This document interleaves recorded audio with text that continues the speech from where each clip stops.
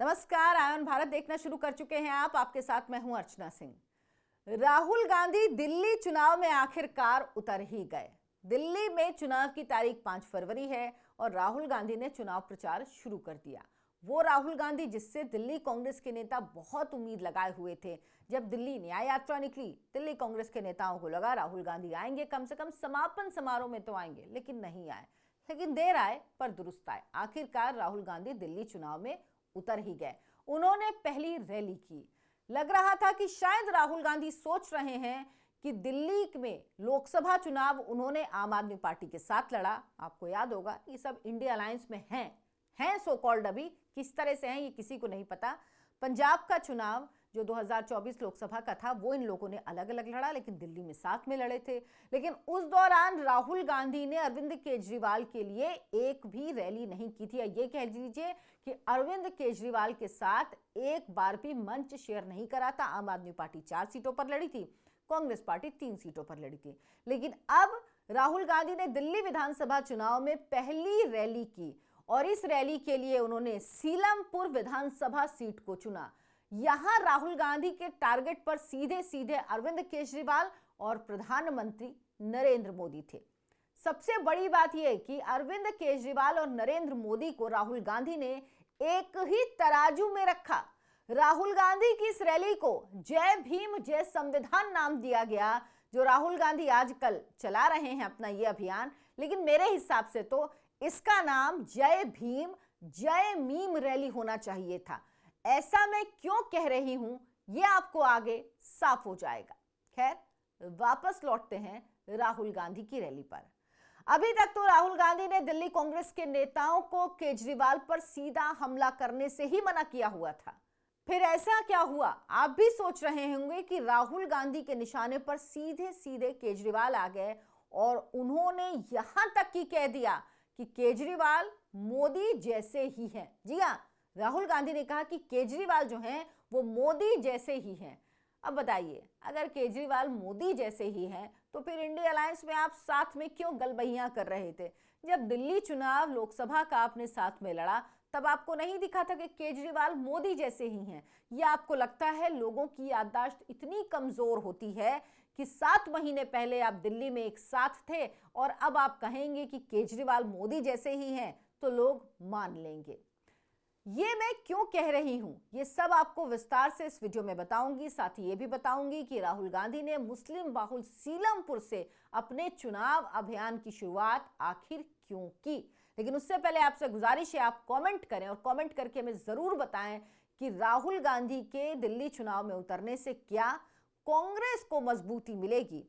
क्या कांग्रेस 4% से आगे 10 से 15% के बीच वोट हासिल कर पाएगी? आप क्या सोचते हैं? कमेंट करके जरूर बताएं। हमारे चैनल आयन भारत को सब्सक्राइब कर लें और इस वीडियो को आखिर तक जरूर देखें।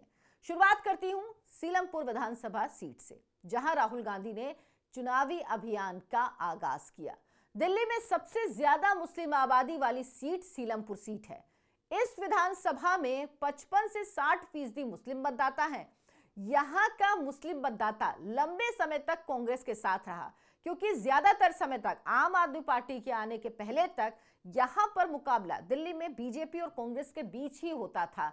इसीलिए मुस्लिम मतदाता जाहिर सी बात है बीजेपी के साथ जाता नहीं है, कांग्रेस को वोट करता है, तो लंबे समय तक कांग्रेस के साथ रहा। लेकिन 2013 में आम आदमी के बढ़ने के बाद 2015 और 2020 में कांग्रेस का मतदाताओं ने साथ छोड़ दिया, मुस्लिम मतदाताओं ने साथ छोड़ दिया सीलमपुर सीट के और आम आदमी पार्टी के साथ चले गए। पिछले चुनाव में आम आदमी पार्टी के अब्दुल रहमान को इस सीट से जीत मिली।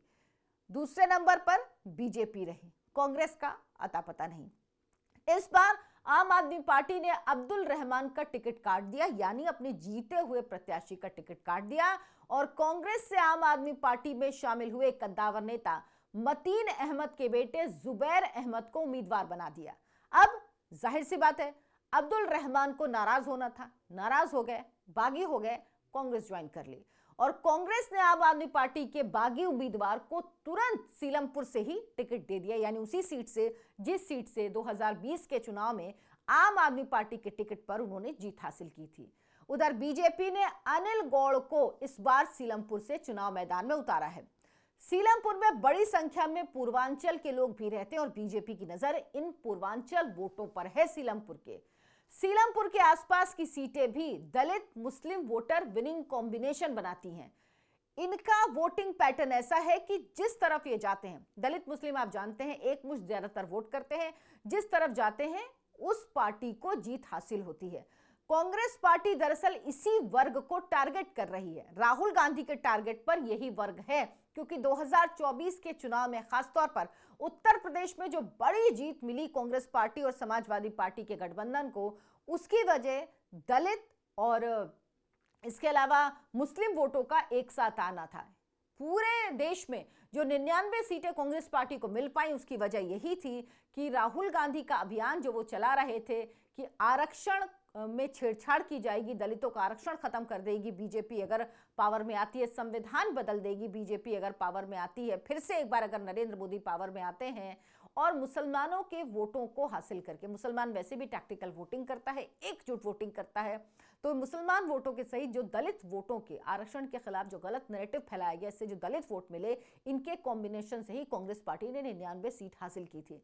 कांग्रेस पार्टी दरअसल दिल्ली में भी इसी वर्ग को अब टारगेट कर रही है। उसे पता है दिल्ली का दलित मुस्लिम वोटर केजरीवाल को छोड़कर अगर उसकी तरफ आया तो दिल्ली में कांग्रेस पार्टी के पास खड़े होने लायक जमीन तो जरूर हो जाएगी, और जो स्थिति उसकी 2020 और 2015 में थी, उससे बेहतर स्थिति में वो पहुंच जाएगी। 2015 में कांग्रेस पार्टी का वोट प्रतिशत सिर्फ 9 रह गया, सीटें 0 ही मिली। 2020 में घटकर 4% हो गया, सीट 0 ही थी। राहुल गांधी को लग रहा है कि इस बार उनके वोटों में बढ़त हो सकती है, कांग्रेस पार्टी एक ठीक ठाक मार्जिन तक पहुंच सकती है अगर दलित और मुस्लिम वोट उनके साथ आ जाएं तो आम आदमी पार्टी से टूटकर।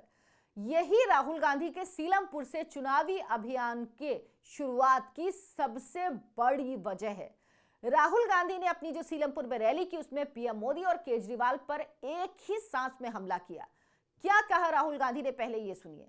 राहुल गांधी कहते हैं, जब मैं जाति जनगणना की बात करता हूं तो नरेंद्र मोदी जी और केजरीवाल के मुंह से एक शब्द नहीं निकलता।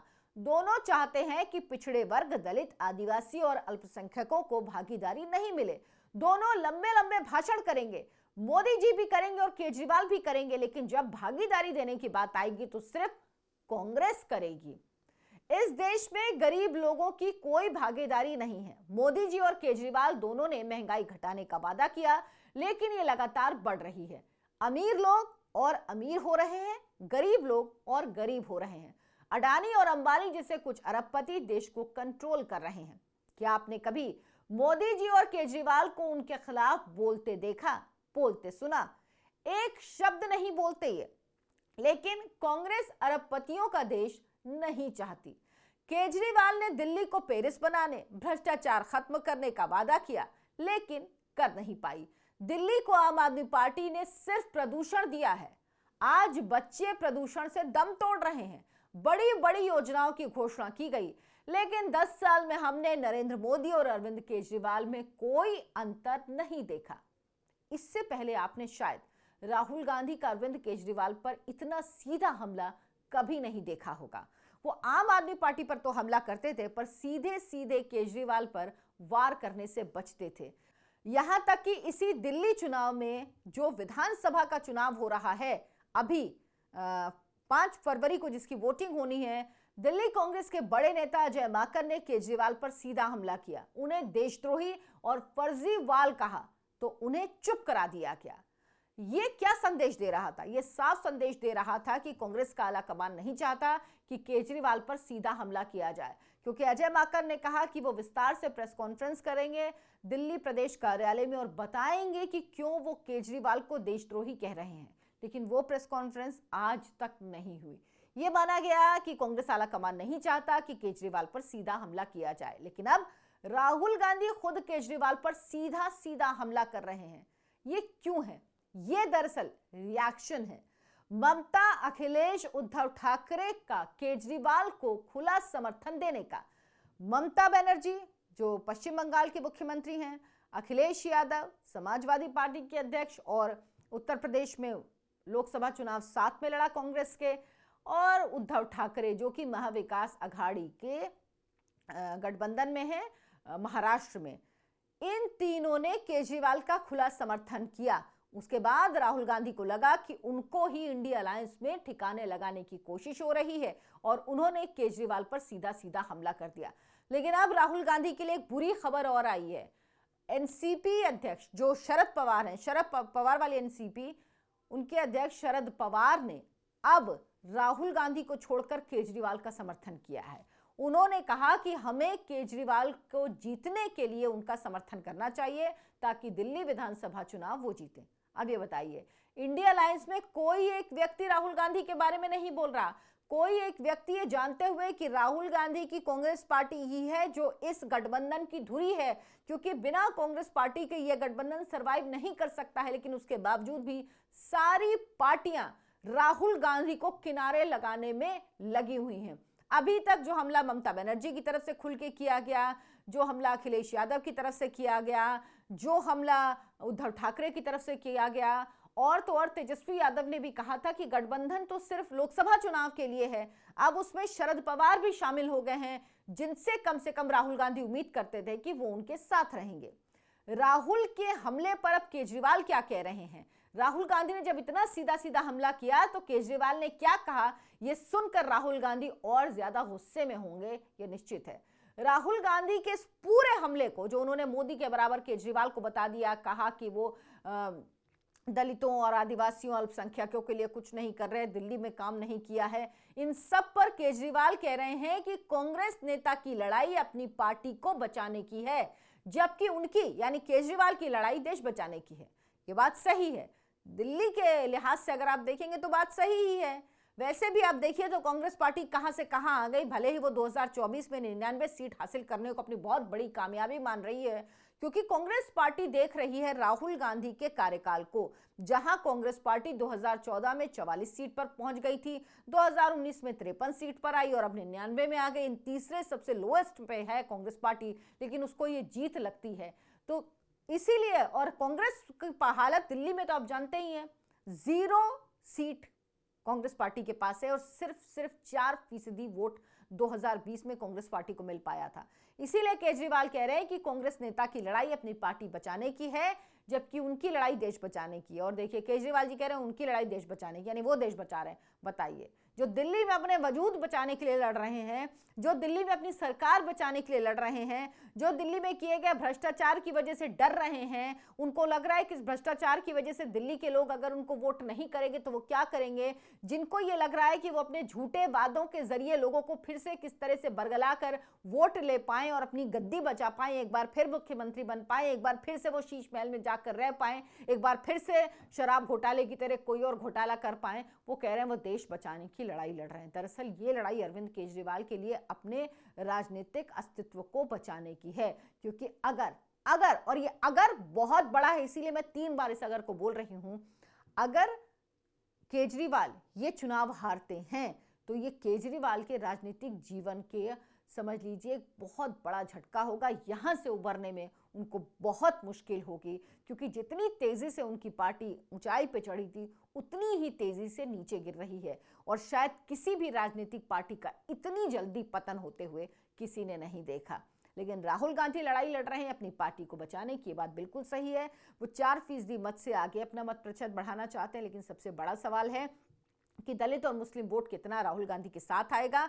और इसीलिए राहुल गांधी ने सीलमपुर, जो सबसे ज्यादा मुस्लिमों वाली बाहुल सीट है, वहां से अपने प्रचार अभियान की शुरुआत की, ताकि आसपास की सीटों पर भी मैसेज जाए और किसी तरह अगर ये वोट एकजुट हुआ, कांग्रेस पार्टी को मिला, तो कांग्रेस की स्थिति दिल्ली में पहले से कुछ बेहतर जरूर हो सकती है। आप क्या सोचते हैं इस पर? क्या आपको लगता है कि इस बार दिल्ली की जनता कांग्रेस पर वाकई कुछ भरोसा करेगी? क्या दलित और मुस्लिम का वोट कांग्रेस को मिलेगा और क्या त्रिकोणीय मुकाबला इस बार दिल्ली में होगा? हमें आप कमेंट करके जरूर बताएं। इस वीडियो को लाइक करें, शेयर करें, हमारे चैनल आयन भारत को सब्सक्राइब कर लें। धन्यवाद, नमस्कार।